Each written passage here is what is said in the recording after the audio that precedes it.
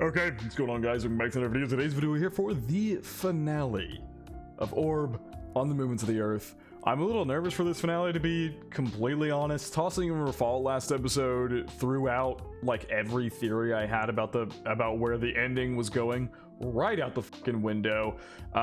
So I don't know how this is gonna go. We talked about it extensively in the Discord and tossed out tons of possible theories, such as like alternate timeline. This isn't actually Rafal. This is so on and so forth. But really nobody seems to know, all in all, what this ending could actually lead to in this episode. But we'll see. We will see how this ending goes. The show is still incredible. The first 23 episodes were some of the most peak media I have literally ever watched. It was just incredible. I do hope this ending is able to at least somewhat stick the landing so it doesn't leave a bad taste in my mouth leaving this show. But alas, we'll see what the explanation ends up being in this episode. I saw someone also make a comment about this possibly just being like a metaphorical thing, like this isn't actually Rafal, it's like a metaphorical thing of his ideals and things like that, passing on. I'm not quite sure if I could maybe see that being a thing. I don't know. We have so many theories tossed out there, and we're gonna find out in this episode what the final conclusion ends up being. But per usual, feel free to check out the Patreon and Discord. Links are in the description below. As far as the Discord goes, we talk about current anime, past anime, current manga, past manga, and have non-anime conversations as well. And as far as the Patreon goes, you get exclusives and uncuts to all my reactions. So feel free to check out either of those of your own will. Now, without further ado, step straight into Orb on the Moons of the Earth, episode 25, or the finale of the entire show. Oh yeah, also, I feel like I should do this. I just want to thank you guys. The first episodes 1 to 3 reaction is no joke my most popular video of all time by a landslide. And like every single one of these videos that I do, reaction videos for Orb on the Movements of the Earth, they do so well. They do insanely well.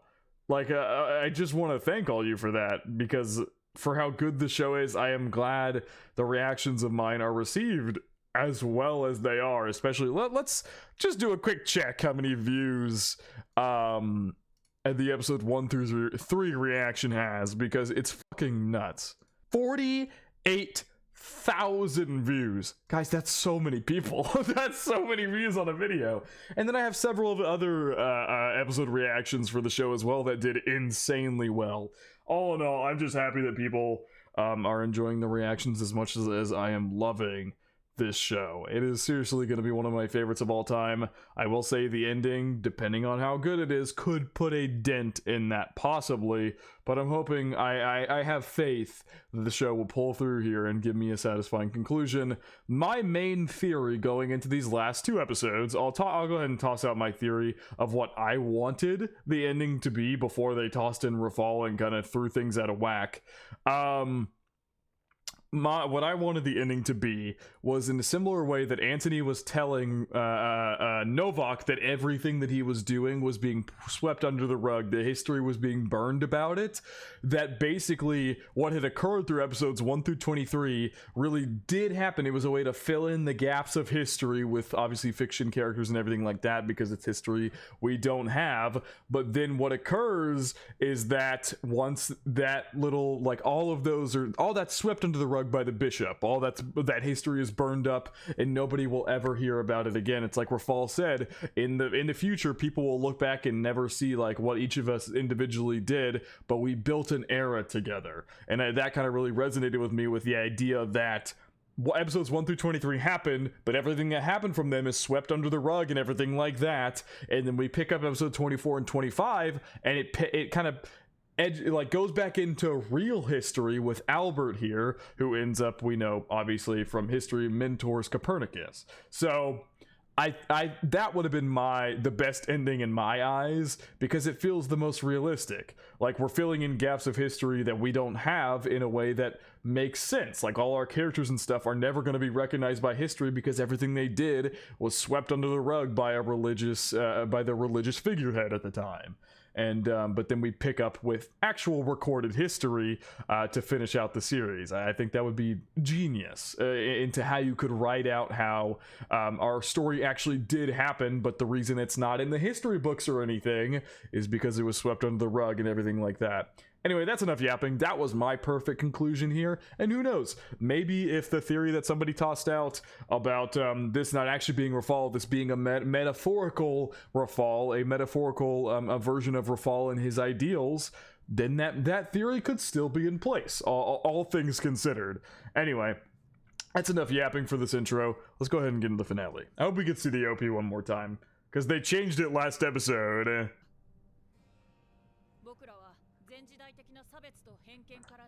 Prejudice and discrimination of old.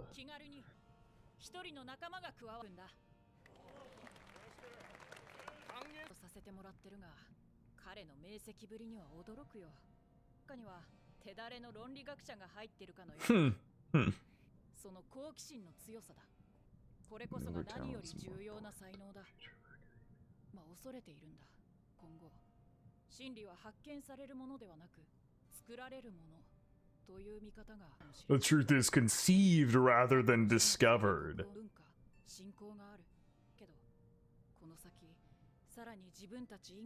Foreign to us in the days to come. Even truth may one day be seen as relative.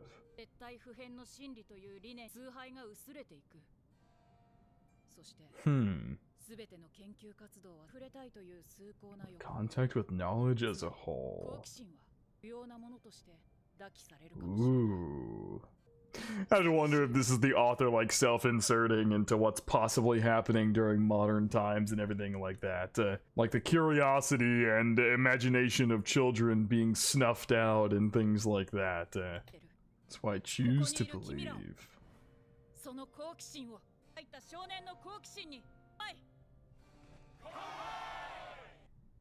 We get the OP. Yes! Oh, sorry, I just punched you guys. I also just equated you guys to a mic. That's also not right. I punched your eardrums. There you go.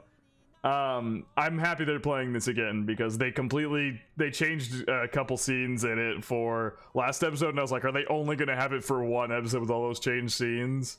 But then again, they didn't change all that much, all things considered. I get one more chance to admire this gorgeous opening. All of our cast. I still listen to this full OP pretty frequently. It is just such a gorgeous song, such an inspiring song. I love that visual. Someone edited that visual, or I don't know if it was an editor or like an actual visual release, but somebody either edited it or it was an official release visual of where it flashes all the characters, but it's all of them together because they're in positions to where you can actually kind of fit them all in the same image together. Actually, I think someone might have sent that the other day. Let me check in the Discord. Okay, no, I definitely think it's an edited image of like the characters cut out and everything like that. But alas, that's besides the point. The whole visual here is so good with everybody and how it all starts with Rafal and Hubert. And I also like how somebody pointed out after last episode that I didn't notice in the OP, every time through episodes 1 through 23, Rafal would open his hand and the ball would be gone, but it's in Albert's hand by the end of it.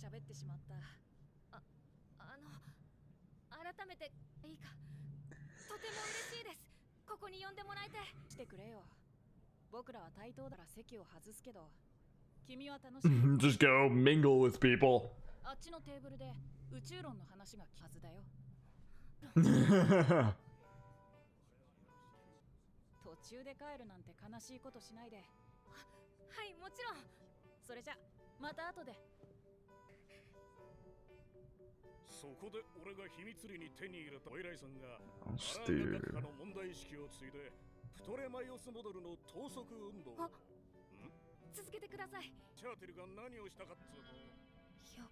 Uh-oh.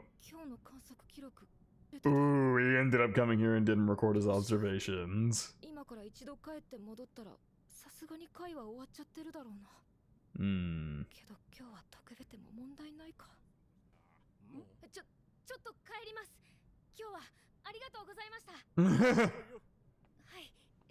Yeah, you can come to later meetings.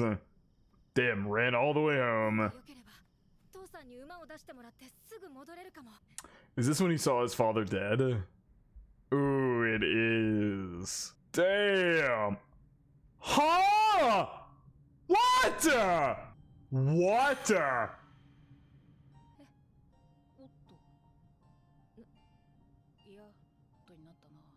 What the fuck? This too can be understood. What?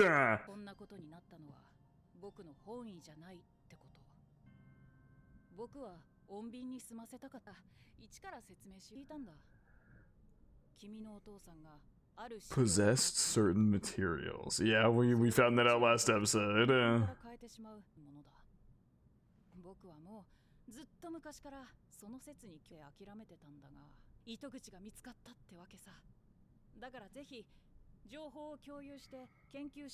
And when he said no, you killed him?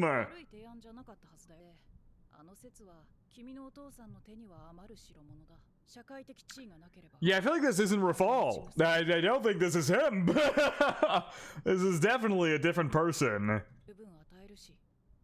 Because literally all the way back in episode 3, when Rafal ripped up his recantation papers, he could have easily poisoned Novak and possibly gotten away when drinking that wine. He could have poisoned it with the poppy seeds. He didn't.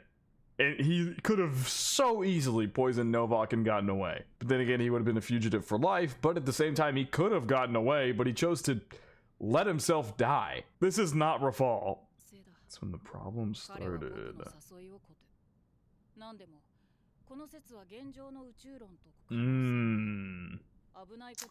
I see.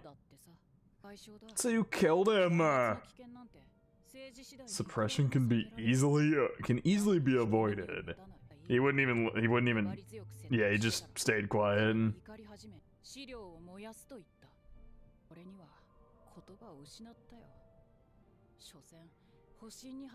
More concerned with only with self-preservation.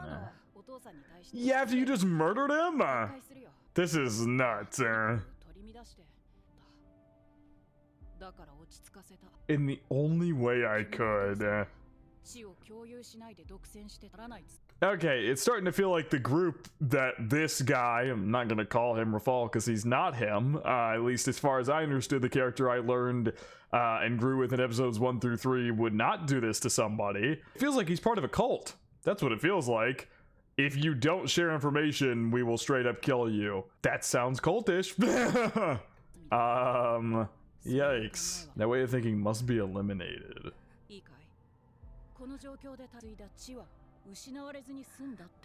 That's crazy. I mean, you can find that knowledge elsewhere. It doesn't have to come from this guy.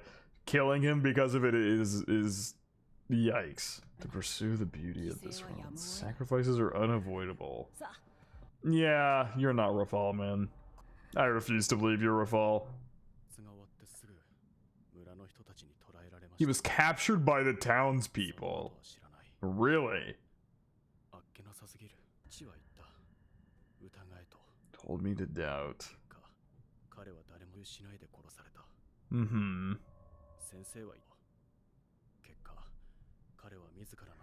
That he would kill somebody.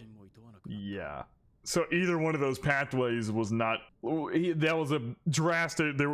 They both led to very drastic ends. The fate of people who deal with knowledge, and so that's why he refuses to get involved with anything at all, like going to school or anything, because he doesn't want to have knowledge. Because if you're smart and you have knowledge, you will be targeted, or you'll be targeted for not sharing it, or you'll end up.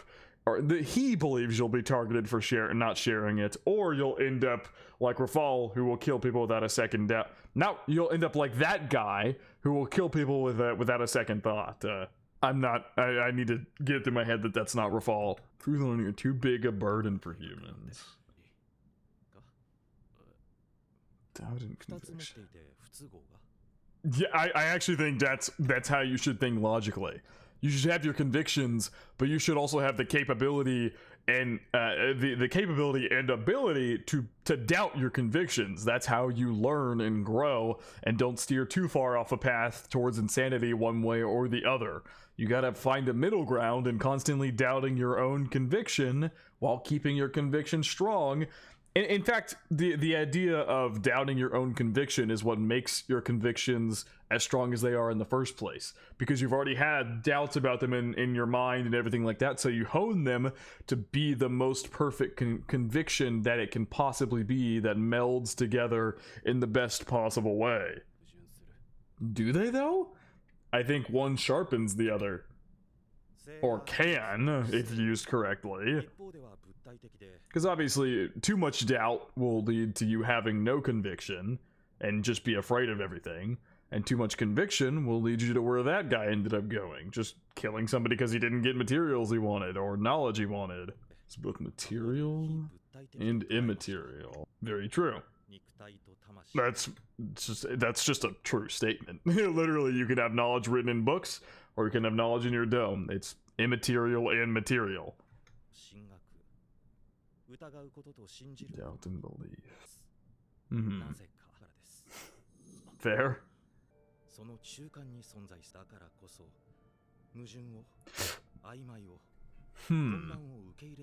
It's because they're in between those two drastic extremes, like a beast with no thoughts at all and a god with omnipotent thoughts. Humans are in the middle, so they can accept, like he said, they can accept contradiction, ambiguity, and confusion. They can accept all these in-between things.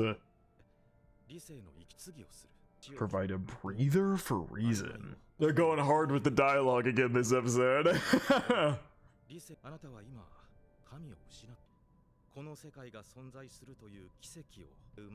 When inevitability rules.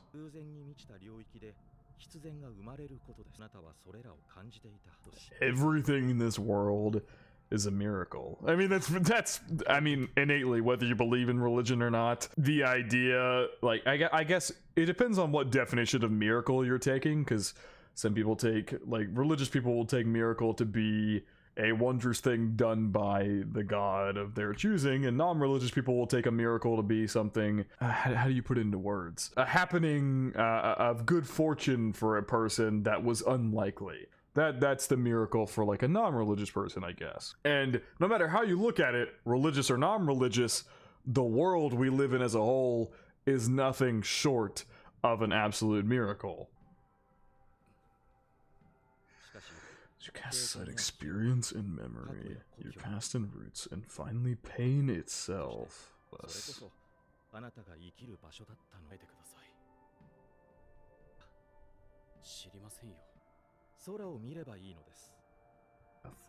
We saw last episode, he was very scared looking into the sky. Like, he would kind of partially do it while kind of covering his face, but he'd still trace the outlines of constellations. Even so, they're not insurmountable. They still haven't shown us this guy's face. Be tempted beyond your ability.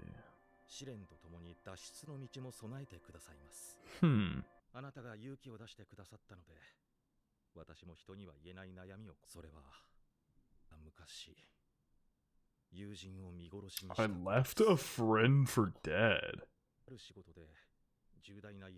My friend committed a terrible crime.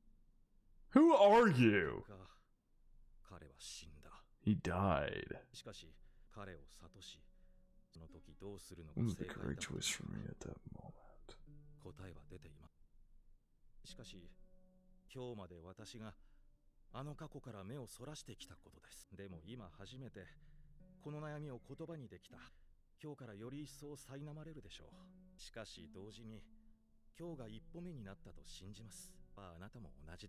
The same goes for you.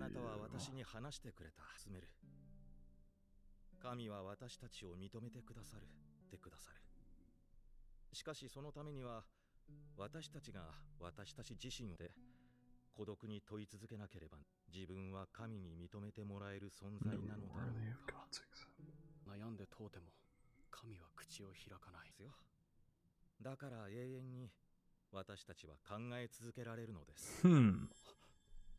That's a really interesting way to look at it. That's what God not speaking to the average person, not speaking to the people, allows them to continue thinking and moving forward and learning more and garnering more towards the truth, because if God just came out and told everybody what the truth was, thinking would cease to exist. because you have the answer from God. You no longer need to think and try and find out what it is on your own. I'd like to believe that is happiness. See, because there is another side to that argument, where if God told everybody what the answers are for life, there would be no more struggling in life, because everybody would just listen to the omnipotent God that's telling them what to do. But it is also the correct idea that thinking would cease to exist as well. But you could also say that being allowed to think and do these things as humans and have thoughts and stuff is what leads to suffering and things in the first place. I still don't know who this guy is. He's got to be someone we met at some point in the series. The reason they're hiding him so much. To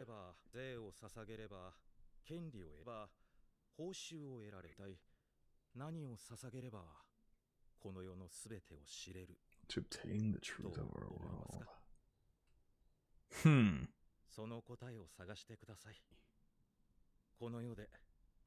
You can resume living in this world. But I feel like I've heard that line of phrase before. I feel like I've heard this question before. What must one offer up to obtain the truth of our world? Where have I heard that before? Was it in this series, or have I heard that quote somewhere else? I feel like I've heard that. We not gonna get a reveal of that guy's face? Might be one way to find out. Was he the guy that worked with Novak? I was thinking about it. Let me go back to what he said about his friend. I left a friend for dead. In the course of his work, my friend committed a terrible crime. I have no idea who he's referencing, I'm gonna be completely honest. Maybe it won't even be somebody from our story. Cause, think about it realistically, if he is referencing one of our characters from episodes 1 through 23, that tosses out alternate timeline, anything like that. It tosses those theories right out the window. And it would be essentially what I said. We also still don't know, because Draka sent that the pigeon with the letter it had. She sent that out, and we still never saw what the end of that was. Was he gonna look up at the sky? Yep. Damn. This OST. God, Kensuke Ushio is a fucking genius.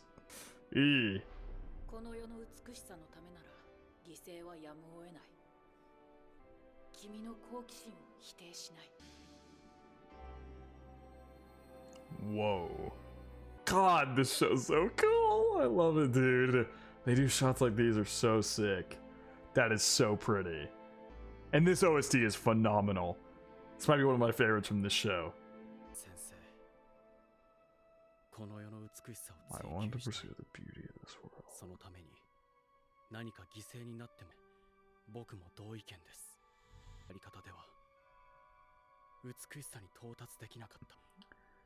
I don't know what must be offered up to know the truth of this world, but he's thinking it's a different sacrifice than just flat out killing somebody. Are not the correct sacrifice. Yep. We all lack something, that's why we work together.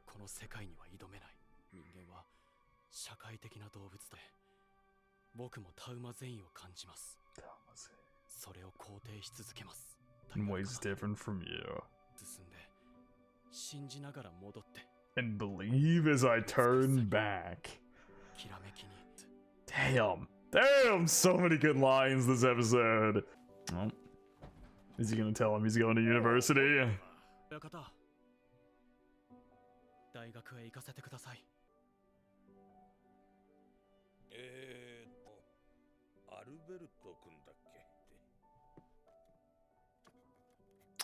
Alright, how much more time is left, man? Damn, we're almost done with the show! Bruzevuski.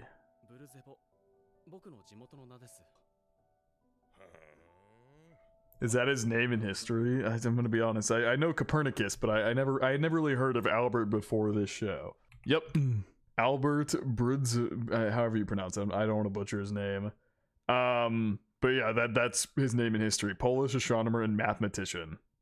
When I look it up, he shows up, his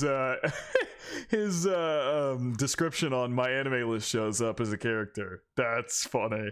Bruzevuski. I don't know if they're pronouncing it right because it's Japanese people pronouncing a clearly not Japanese word. Damn, that's simple.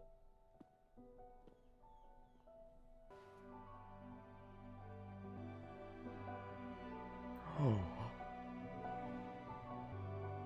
Oh.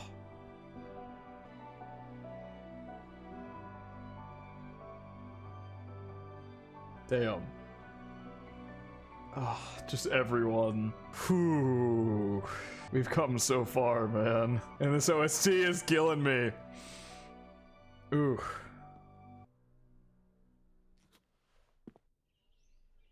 Still not over, huh?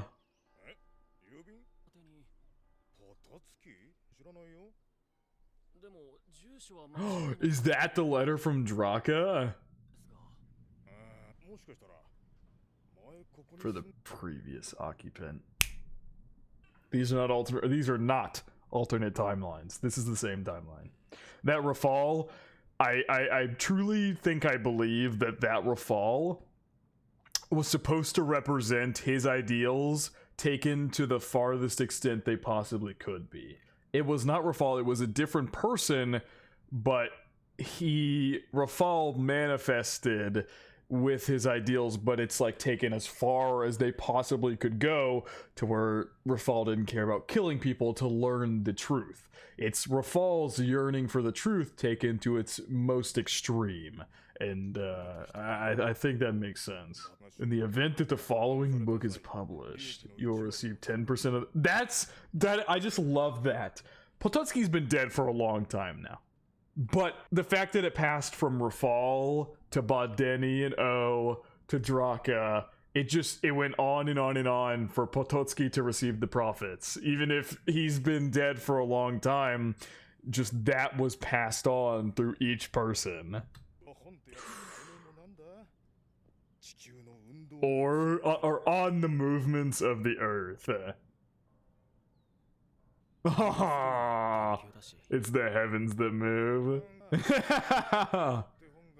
Didn't even send the book in question. I like how they included that scene at the very beginning just to link the realities, to be like, no, this is not an alternate timeline or anything. That is Draka's letter she sent off with the pigeon, and it just arrived with these guys. But this whole scene's purpose is literally to link the realities. So that basically confirms for me my 100%. I was already with the fact that they were reading that letter confirms it, but the fact that it's the exact letter that Draka sent confirms these are not different realities or anything like that. And the only thing that comes to mind with who that Rafal was is that it was a manifestation of his ideals to the most extreme. That person was not Rafal, but the story appeared it as Rafal. That's the thing that makes the most sense in my mind for how that kind of works out there. If it brings me money, I'm fine with that. It's like the big grin on his face. Is he gonna go back and take the letter?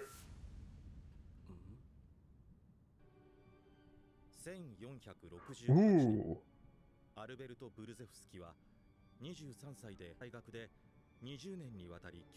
To where he taught Copernicus, right? On mathematics and natural philosophy. Refrain from drawing conclusions. This is just like legitimate history now. We're covering where this story leads into legitimate history.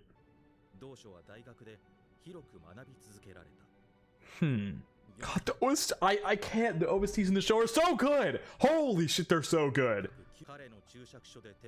He learned astronomy from his commentary. Copernicus. Yep.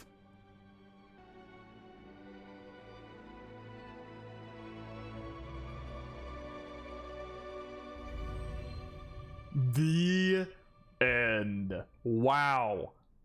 That's it. That's it. Oh my god. Wow. That's it. That's truly it. Oh, and it seems like there might be a new frame here in the ED. Obviously I'm gonna watch it. I've watched the ED every episode. It's so good. Damn, man. Oh my god. I really like that ending because it played out exactly like I said it did. Or like I said, what was the best ending in my mind. I think that works perfectly. God, I can't believe it's over. Oh, I cannot believe it is over. Man, I might have to buy the manga for this. That might be my next manga buy. And also, I think this ending stuck the landing for me. Yeah, it definitely stuck the ending. I was worried after last episode, to be honest, what direction we were going with, how many theories were being tossed out and stuff. This stuck the ending, and I think this is going to be my anime of the year. I don't think there's a show that's going to beat it. Yep, and it's all sunny out. This is the first ending we've gotten from this entire series, our first version of the ending that has the daytime that finishes in the daytime.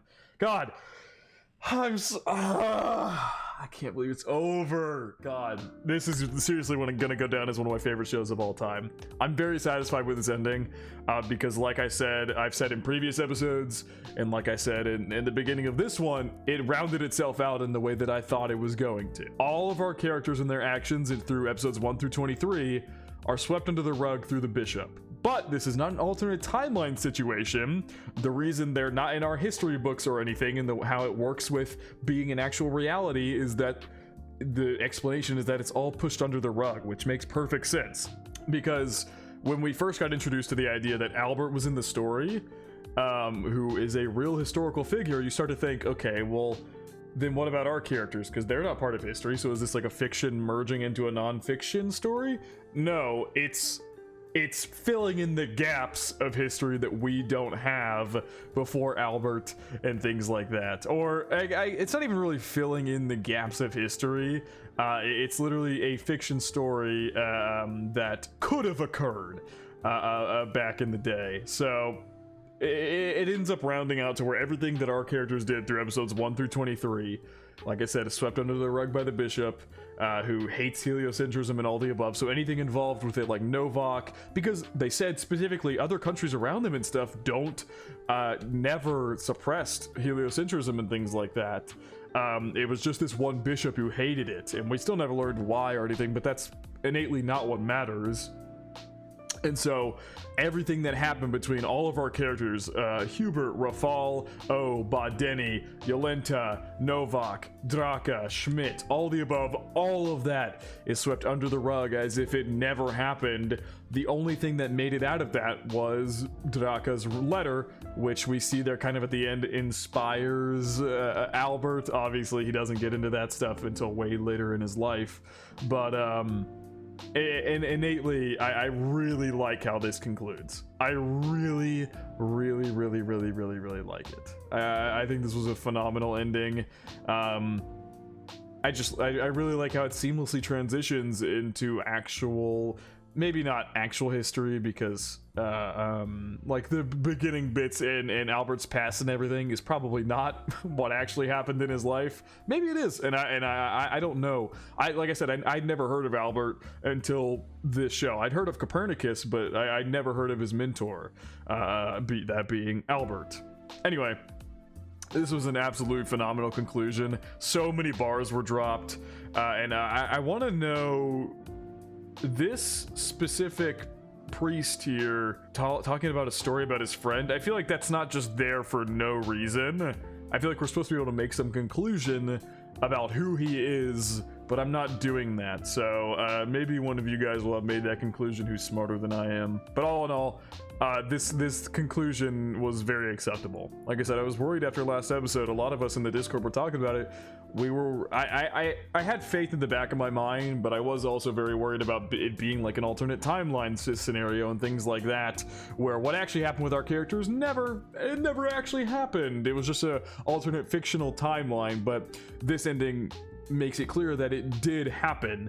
All of our characters and everything they went through, it did truly happen in history, with Draka's letter being found at the end of it all, it being the confirmation we needed for that to be the case. And I could be very satisfied with that, and satisfied with this ending as it wraps back around to what happened with Albert and Copernicus, and wrapped up everything in a neat little bow. I loved it. I still think the Rafal thing is kind of ambiguous, but what I think it's supposed to be is that it is just a random person who mentored him, but it manifests as Rafal, as Rafal's ideals in talking about the truth. Like, you go back to his first his conversation with Novak, when he's about to die after drinking the poppy seeds, and he's talking about the truth and everything like that. That whole conversation, it takes that ideal that Rafal had about truth and knowledge and things like that, and how knowledge is innately truth itself and stuff like that, and all the above. That conversation was so good, by the way. I kind of want to go back and rewatch it, but because it has one of my favorite quotes in the entire series. Oh god, what is it? Now I want to go back and find it, but it's the quote about love. I think Rafal saying innately truth is love. I'm gonna go back and find it now since I started talking about it. I've been yapping a lot anyway, so I'm gonna go find what that quote was. You could also call it love. It's such a good line. Anyway, as I was saying, I think that guy manifested as Rafal for the story, for us to see what Rafal's ideals about truth and knowledge are pushed to their absolute extremes, to the point where that guy could care less about murdering somebody because that person was hiding knowledge. So I really do think that's what that's supposed to be, but I like how it's left up to ambiguity to kind of figure out what that's supposed to mean, like why Rafal suddenly showed back up. But I think innately, I don't think it's Rafal. It's a manifestation of his ideals pushed to their absolute most extremes, which I think is cool. I think that's a cool way to kind of cool kind of twist to throw into the story there. Look at a different possible Rafal if his ideals or ideologies had been pushed to their absolute limits. Anyway, enough yapping. This recording's almost an hour long. This was an utterly incredible finale. I said it in the intro, but I'm gonna kind of parrot what I said here. Thank you guys for the incredible just overall love for this show. Me loving this show as much as I do is also very strongly aided by how much you guys clearly love the show as well. I love reading the comments that just ooze like intrigue about this show and love for this show that I can pair it with my own, or I can reflect my own in. It's just so amazing to see how many people love this show alongside me, because when I see people have fun talking about or diving into or theorizing about a show that I love that shows that they love it too, it makes me love the show even more. And I think this show was something that really aided from that as well. And just overall, you guys are fucking awesome. Like I said at the beginning, this has my most viewed video ever. This series has my most viewed video ever by a landslide. It's nearly at 50,000 views. That's insane. That's so many people. Like, oh my god. But I also think it's my first video to ever surpass 1,000 likes as well. I don't remember. I might have looked at that wrong. But I think it's my first video to ever surpass 1,000 likes, which is also nuts. But anyway, I'm just, I don't know. I'm rambling at this point, on and on. But I'm just happy there's as many people that love this show as deeply as I do. Because that makes watching it so much more fun. Watching, theorizing, all the above, knowing that you guys are all thinking about it just as much as I am. Anyway, I love this show so much. It's so good. This will go down as one of my favorite shows of all time, easily. I don't know when, but I 100% plan on rewatching this sometime in the short future here. I want to rewatch it and get everything and just soak it all in, because I truly feel like this show would... It would be a service to watch this show again and get all the incredible quotes and dialogue that this series has to offer. But I think that is going to wrap it up from my reaction to Orb on the Movements of the Earth. The entire show, the finale, or just in general, Orb on the Movements of the Earth. Thank you guys all for watching, and yeah, like I said, I think that is going to wrap it up. Hope you guys did enjoy, and I hope you all have a good day.